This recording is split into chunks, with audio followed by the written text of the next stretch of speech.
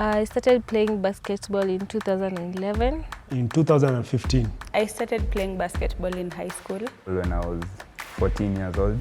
Back in the days when I was small, I used to, where I stay in Mombasa, Judah, I used to go see people play basketball on really rough places, but they were grinding and it was so much fun just watching them. Because my father actually played basketball in Maranda High School.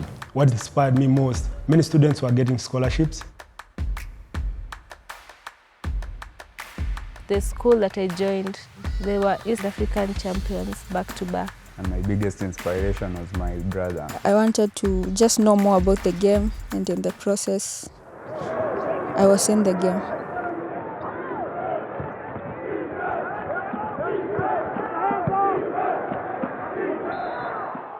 I am privileged to have been the first Africa Nazarene University men's basketball team captain. We have a lot of fond memories. We have a lot of stories to share from those years. Humble beginnings when Nazarene didn't have even a basketball court.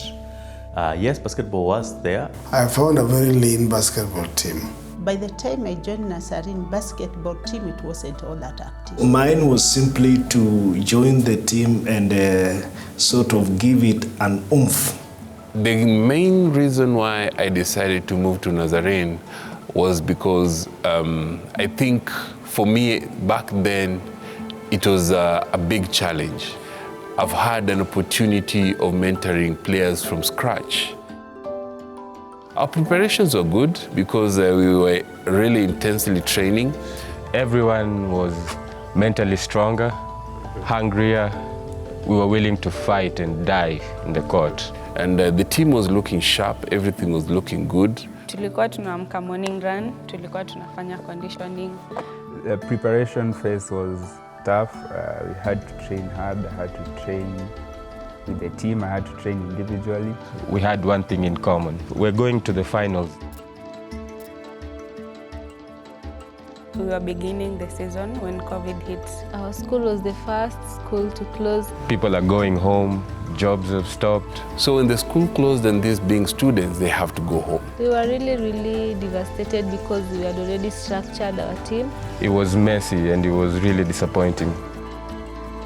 During COVID, there were a lot of challenges. During that period, I remember it was in 2020, December. I contracted COVID. I personally had an experience with COVID-19. We kept in touch, trying to find out how they're faring on.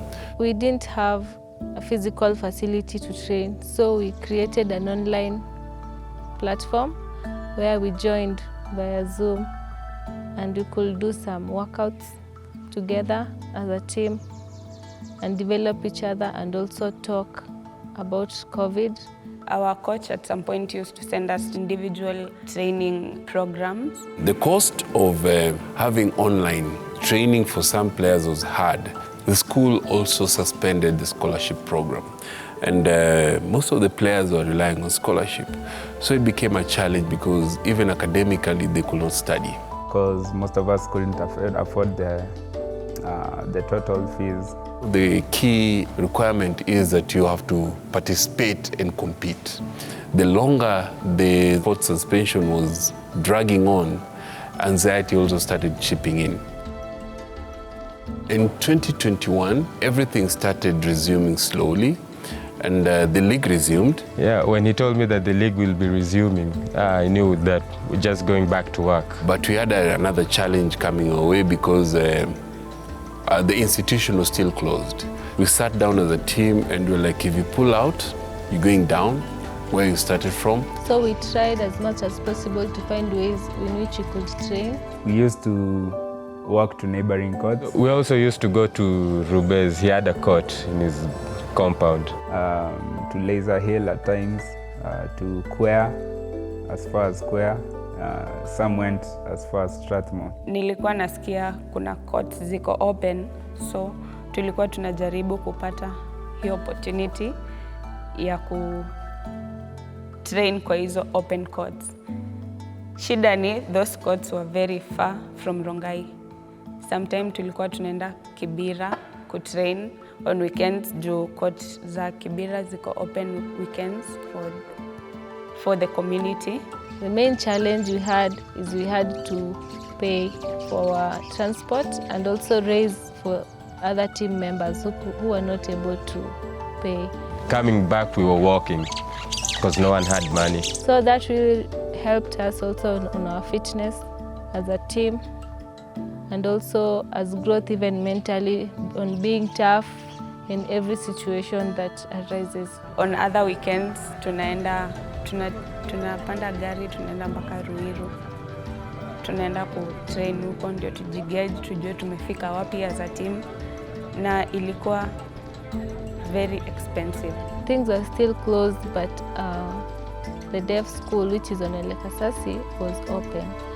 So we tried to talk to the management to allow us to train from there because we were not able to train from Africa Nazarene. The process of getting deaf school was a lengthy process. Na ilikuwa na specific times pia juu kuna players wa hapo wenye walikuwa wanahitaji kutrain.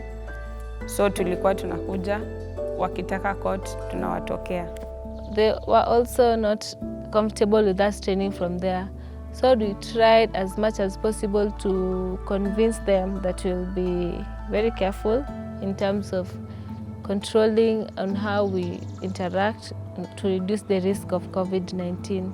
Our biggest drive was the end goal of the season. That was our biggest drive because we knew we couldn't sit down and just wait for schools to reopen or something. So we had to do something to get ourselves back in shape. The deaf school were hosting different students from different countries worldwide. So they had to stop our training from the institution because they had to protect the students from the COVID-19 because they're not sure on the measures if we were really strict on taking them.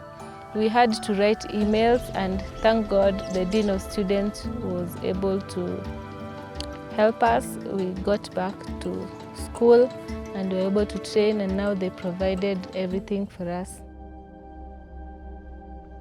So when we resumed back to playing, we were pushing ourselves harder than before, and it resulted to more injuries. 3 or 4 of us had injuries last year, and we were not able to train or play. My injury last year cost me a lot. Like, I was not able to train and play for 6 months.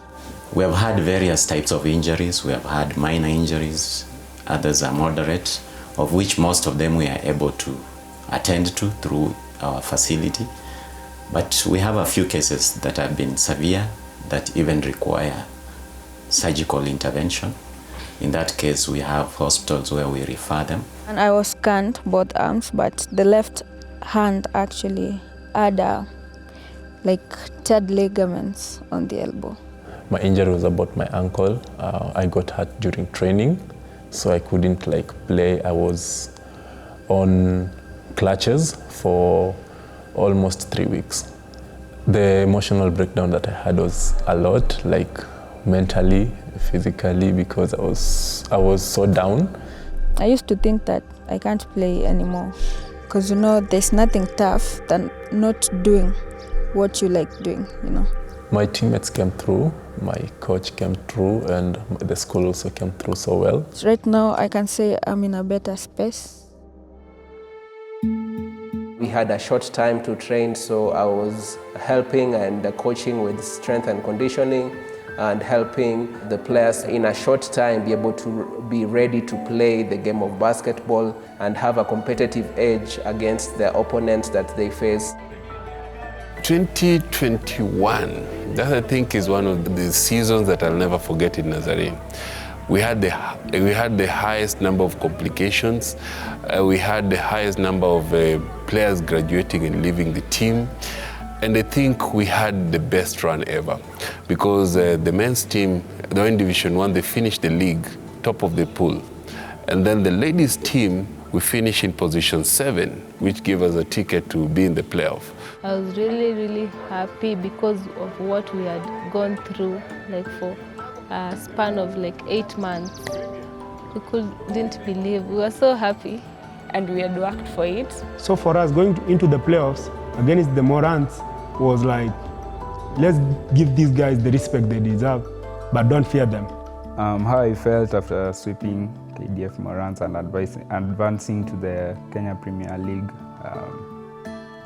I felt so good. It has been long since I joined, and before I even joined, our team has been pursuing to qualify for the Kenyan Men's Premier League.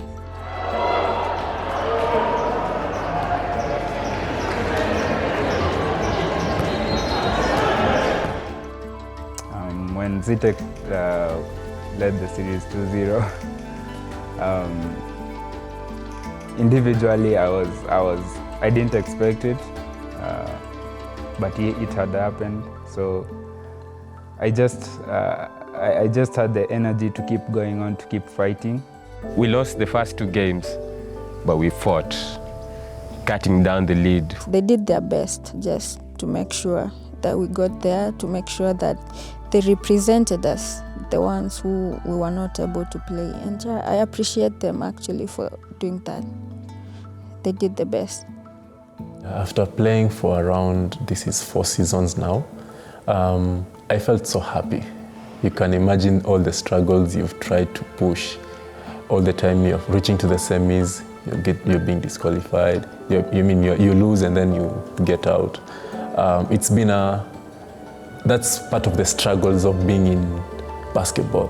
The season has already started and we've already won 1 game, our first game actually against Eldonets. And I can say as a team, we are fully prepared. Tuna focus on first getting to the playoffs. Our main goal this season is to make it to the playoffs. Premier League's not easy. We are preparing, we are training harder, we are doing everything that the coach tells us to do. I started watching them when they were still playing at the NBA, and I've watched them progress through the stages, and right now they're in the Premier League. Anyone who is in the field is my favorite player, so long as they are giving the work and bringing the points home. First of all, I would like to shout out and give thanks to the administration. The school has really helped us, especially through this difficult time. I appreciate the university for being with us all through. Shout out to my coach, Coach Mike, to my teammates, the basketball Wolfpack team, to Jermaine. He really pushed us on the playoffs. I would like to laud the school administration, the coaches, and everyone who has helped the team come this far. Shout out to the school for always being there for the basketball team, for supporting us even educationally, giving us the scholarship. That's a big help for most of us. I love so many things about ANU, like literally everything, but mostly its ability to be able to sponsor students, and then the motivation, everything, Christianity in it, The best thing I love about ANU as the 3 C's, the character, community, and competence. First of all, the good thing I can say is the hospitality I got in Africa Nazarene from the coaches, my teammates. My experience at school has helped me actually grow mentally and think outside the box. It's been good, it's been hard, it's been tough. Most of the part, it's been fun though. Last year, nilipata opportunity ya kuitwa national team 3-on-3, and recently I've been called back for the U23 3-on-3. Also, I got an opportunity to participate in the Red Bull 3-on-3. My team won. I'm supposed to go to Egypt in October. I think from what I know of the coach, he's kind of a no-nonsense kind of a guy. And so if you're in the team, you've got to perform, not just on the pitch, but off the pitch, as well as in class. Like create some time to always come and engage with the students, mentor them, impact their lives in one way or the other, help them with strength and conditioning, help them with gym workouts, help them with a few fundamental workouts as well. We have realized over time that sports among us young people, and in particular higher institutions, is a strategic tool.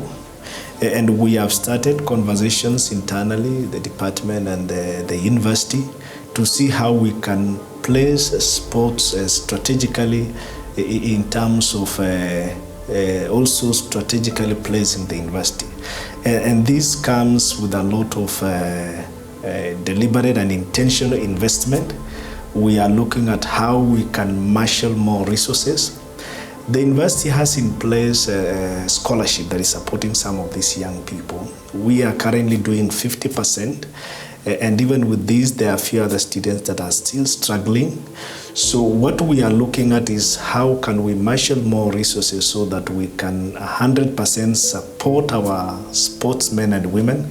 This is the team that has contributed hugely to the landscape of basketball in Kenya. As I've said, we have currently a number of our students in the national team. So I want to invite us to continue supporting the team. The quality with which they are playing, you need to be visiting our leagues and just see how these people are doing the thing. And also call on us to support where we can so that we can work together, support talent, and make sure that we help these people realize their dreams and their potentials. We can't do this alone, people. We can't do this alone. So we are rallying a call to all of you, student body, staff, different departments, marketing departments specifically, the Dean of Students Department, the Alumni Department, and all these departments. We are calling out on you to come and let's join hands. Let's make this happen. We can't do it alone. Definitely teamwork makes the dreams work. So without a team, then definitely the dream won't work. So we're rallying each and every one of you to come. And not only that, all those corporates that are like-minded, that stand for what we stand for, and we can work together in different ways. We are calling out to you. Come inject into the sports scholarship kitty at Africa Nazarene University, and we shall be able to impact lives. Imagine if my life was impacted in this great way. How many more lives can we be able to impact in this small, great way? Let's do this, let's summit together, and let's come together, and together indeed, what begins here shall indeed transform the world.